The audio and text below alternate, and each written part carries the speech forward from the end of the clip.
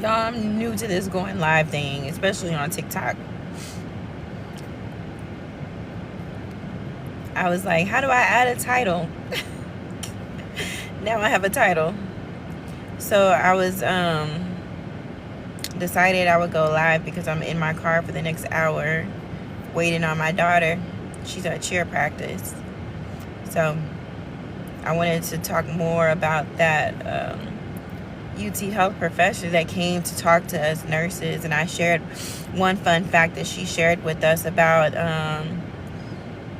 healthcare in different countries and how the US was like way down low on the list.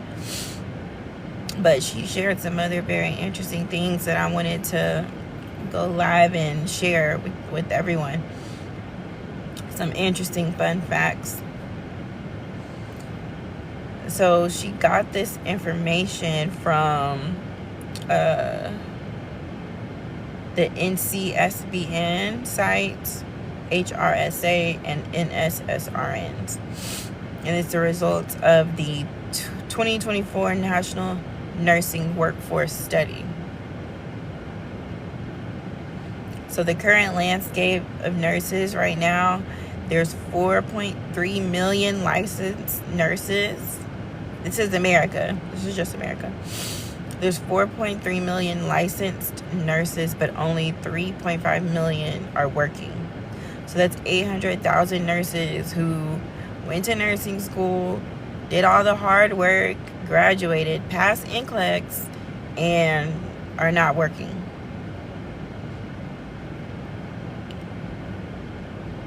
The nursing field is mostly RNs over LPNs and then APRNs. Can y'all see mine? Probably can't see this chart very well. But this is, out of the licensed nurses, this is how many are RNs. It's a whole lot more RNs than LPNs and APRNs. The demographics of nurses. Nursing is becoming increasingly diverse. 33% non-white in 2022 versus 27% in 2018. But of those 33% non-white nurses, only 11% of nurses are black.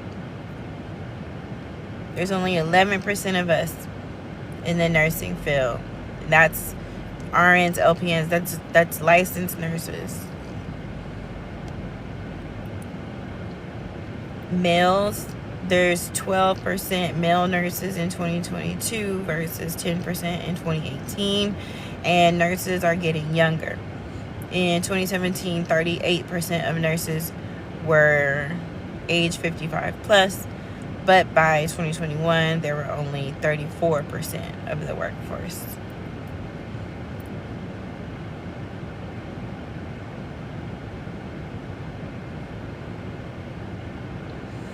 As far as education, pre-nursing, 70% of RNs indicated that they were employed in a health-related job prior to completing their first nursing degree.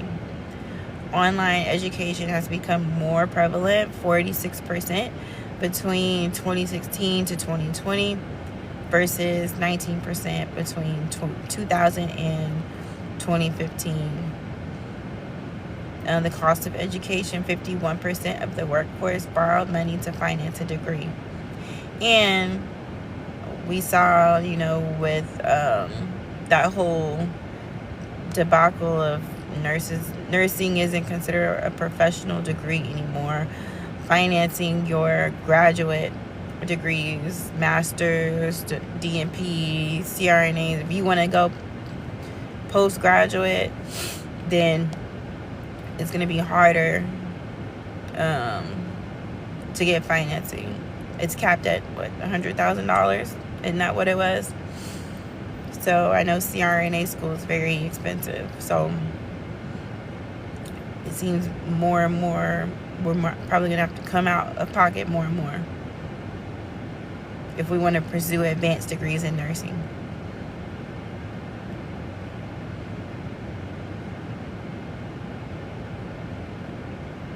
Okay, employment characteristics. Work status. 82% of the 3.5 million employed RNs work full-time. The work setting is mostly hospitals with slow movement to ambulatory care. I currently work in ambulatory care, outpatient setting. I did my time at the bedside. I'm good on the bedside. Soft nursing is what it is for me, clinical nursing.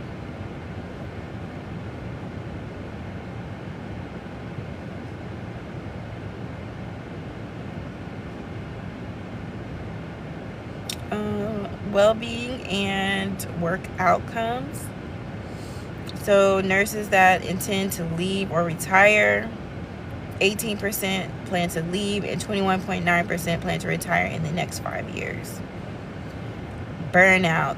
12% of nurses report being burnt out every day in 2019 and 26% every day in 2021. So as we can see, burnout is increasing, nurse burnout. But 89% of nurses are satisfied.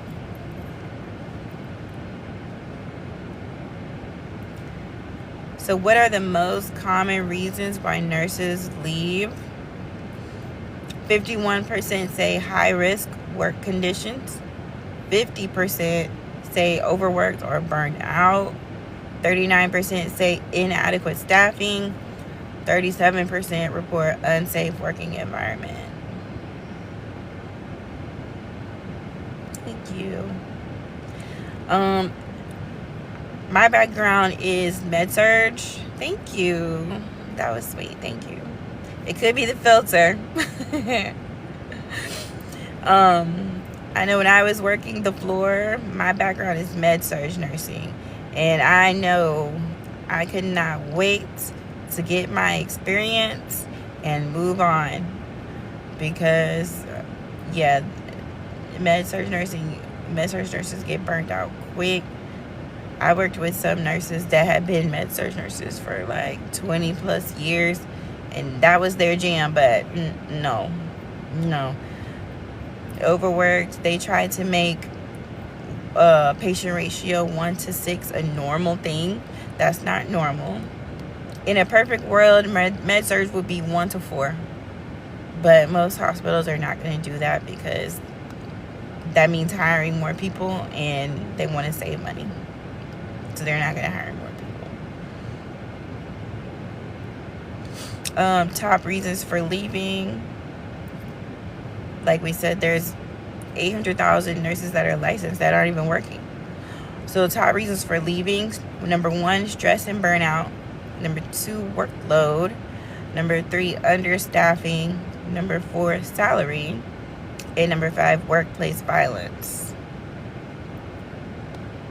How many of us can say that we've ever been hit by a patient? Yeah. Nurses, we don't get paid enough for the things that we endure.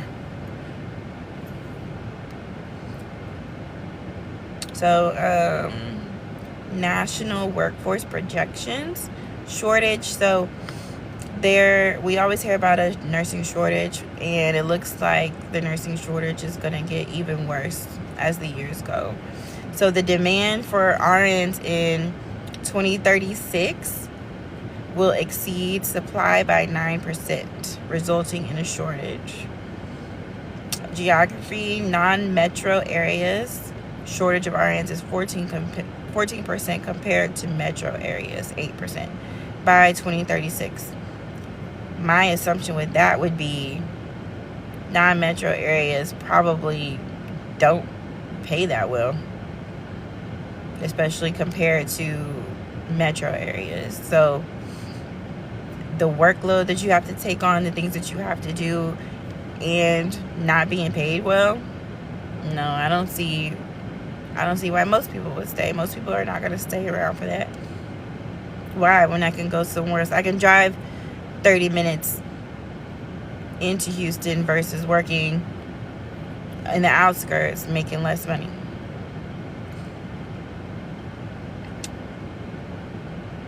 And then it looks like also because the newer nurses, or the younger nurses, are being called the tool belt generation. This is the more and more people are starting to believe that school isn't necessary. Like, there's no reason to go to school. College is a scam, blah, blah, blah.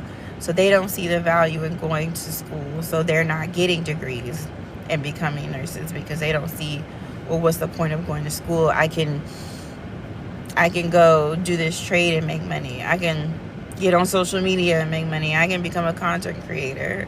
Like, my 14-year-old is like, I ask him, what do you want to do when you grow up? And he's like, I want to be a YouTuber. So they're not really talking about, oh yeah, my goal in life is to go to college. That's not really a thing anymore. So also decreased enrollments. Not as many people enrolling in school.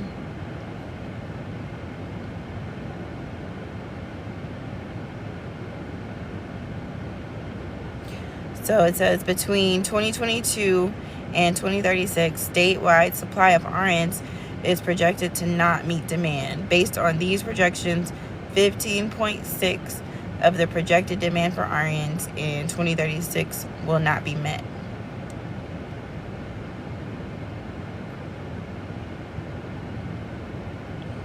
But do we really have a shortage?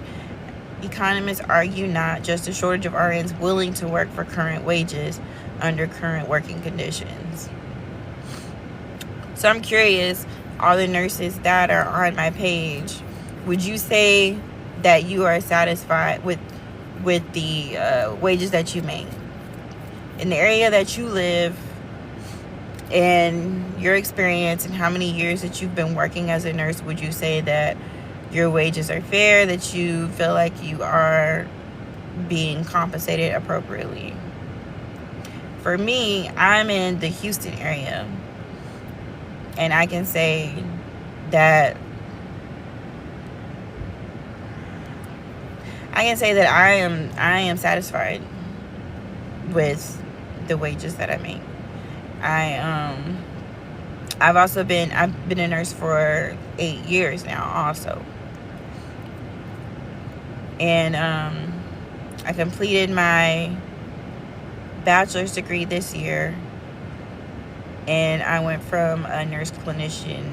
I finished my bachelor's in May, and then I also took my certification test to become certified in the specialty that I'm currently working in.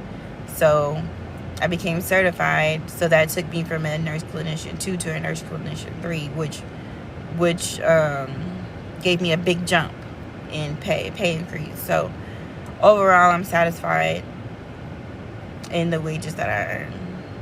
But I do know that I see some nurses, like in certain areas like Florida, working for 5+ years, still making $30-something an hour, and that's pretty insane. That's $30 an hour, $30-something an hour, and you've been a nurse for 5+ years. There's a new grad where I'm at, the region I'm in. You're coming out as a new grad making $30-something an hour. So for them to be earning that much with that kind of experience really is insulting. I move. So the 800,000 nurses that are not working,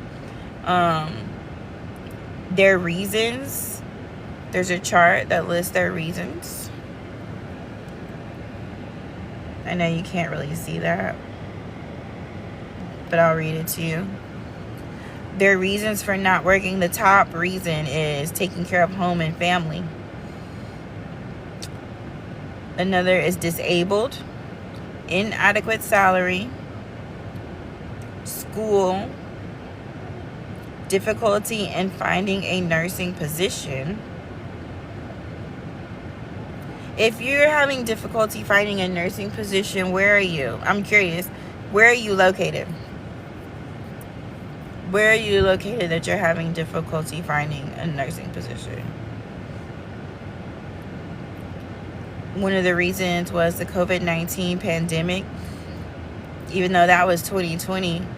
If you remember that time, it was insane.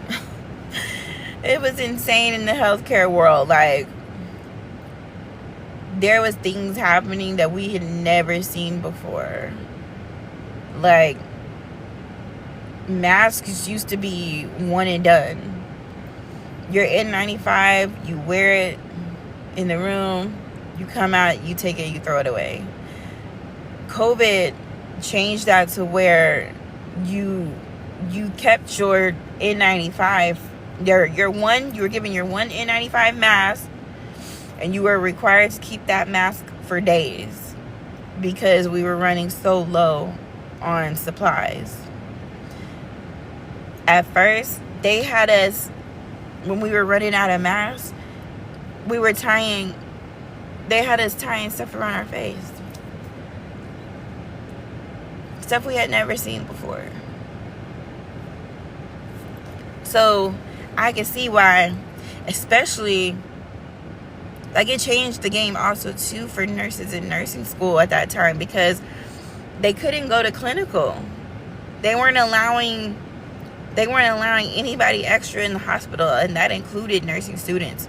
So they didn't get that clinical experience. They kind of were just doing their classes, probably mostly virtually.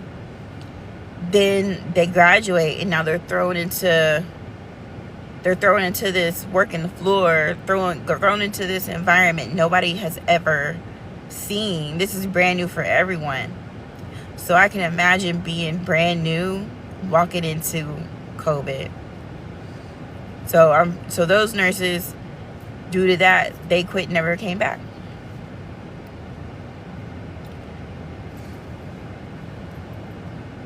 Let me go to the next reason. What's wrong with my phone? The next reason, it just says other. So what can employers do? Nurses, what would you say? What can employers do to retain staff? So when asked, people said flexible schedules. So self-scheduling, school-friendly. A lot of times, a lot of nurses are like, okay, well, most shifts are 6:45 a.m. to 6:45 p.m. So if your kid is in school and you're a single parent, how are you going to get up to school? Who's going to pick them up in the afternoon? So it's like, if you're a single parent, how am I going to work and then make this work with my kid's school? So employers can make flexible schedules as far as part-time options, weekend options, 4-hour shifts, hybrid, remote work, benefits and wages. So childcare, dependents care, benefits and facilities, housing, tuition, and transportation. And also, employers can have an effect on the working conditions. So disability friendly, safe, and high quality work environment. So I already shared this slide with y'all. This is the healthcare system performance compared to spending. So all of these other countries, the Netherlands, Australia, Norway, Germany, the UK, Sweden, France, Switzerland, Canada, they have higher health system performance and lower healthcare spending. And the US has extremely high healthcare spending and low health system performance. And I think we can all attest to that living here in America. You have insurance. A lot of times it doesn't cover a lot of things that you need. If you need a surgery, it's only going to cover a portion of it. You go to the ER, you got to pay like a $200 copay if you can't pay that. If not, you're gonna get a bill in the mail. It's like if you have an emergency, you have to be picked up by the ambulance. You're gonna be hit with like a $1,200 bill for the ambulance ride. It's like, dang, let me just die. How about that? What if I just die? You're gonna get these medical bills in the mail. If you can't pay them, then it's gonna show up on your credit. It's gonna hit collections. They don't care. Your premium every year gets higher and higher and higher and higher, and it covers less and less and less and less. It's just crazy out here.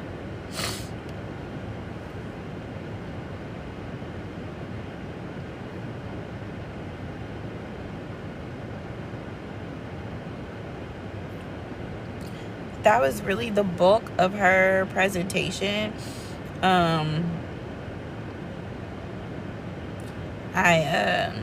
I was very interested in that, and so that's why I'm kind of a nerd a little bit.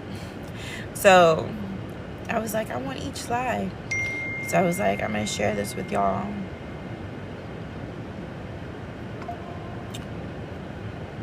Get your thoughts.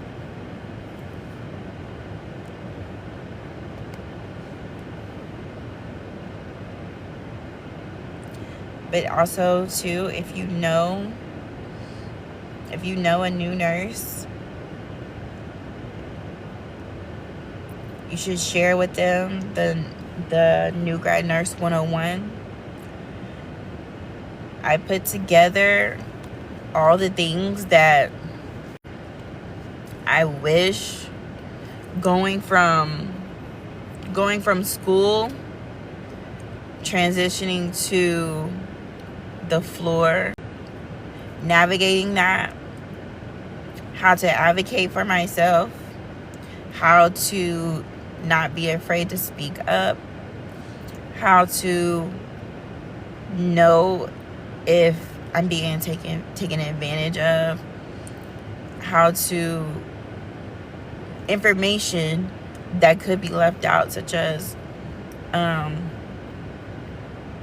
if you are given an unsafe assignment or what you feel is unsafe, not within your scope, you're just not refusing to take somebody. But if you are in an unsafe environment or assignment, you can call safe harbor, and you cannot be penalized for that.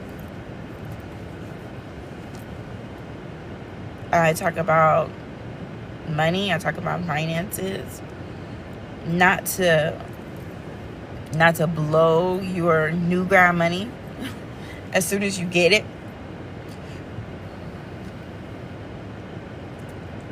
So the link is in my bio.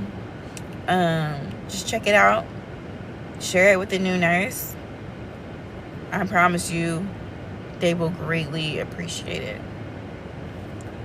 All right, until next time.